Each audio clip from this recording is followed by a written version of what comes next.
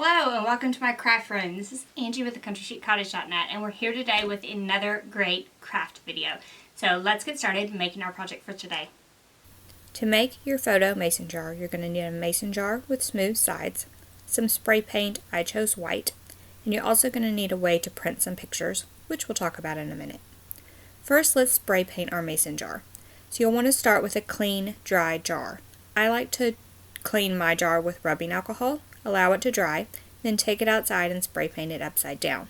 You can spray paint it with as many coats as is needed to cover the surface, and then you're going to want to allow this to dry and cure completely before doing your project. I would wait like about 72 hours to allow that paint to cure. And then you're going to print your pictures.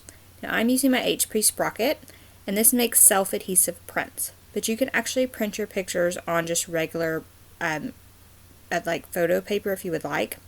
Because these are self-adhesive, this is the way I'm making my jar. So all I have to do is peel back the backing paper and then start sticking the photos to my jar, just overlapping them slightly all the way around. Now, if you just have regular photos, and note I am using all black and white and you can use color. If you have regular photos, then I would just use some kind of adhesive on the back of the pictures to do the same thing, either directly to the jar or on a strip of paper that you would then wrap around the jar and use something to secure it to the jar. So you could use regular pictures with adhesive, or you can use your HP sprocket prints that already have adhesive on the back. Totally up to you. All we're doing is slightly overlapping the pictures all the way around the mason jar.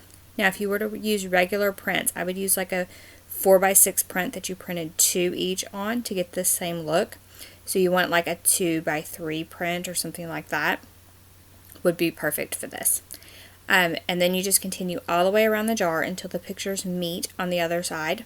And this doesn't have to be perfect. You know, you can use as many or as few pictures as you would like. I just kind of overlapped them and then kind of decided how many would look good on my jar. And then once you add that last print and it overlaps the first, then your jar is ready and you can add some flowers to it for just about any occasion. So I love these for graduation parties, wedding receptions, gifts for mom, and so much more. Enjoy! So I hope you enjoyed that, and I hope you will make the project that you saw today. If you loved this video, be sure to give it a thumbs up. You'll also want to head over to our YouTube channel, as we have tons of creative videos that you might love using a Cricut machine and other crafty videos as well.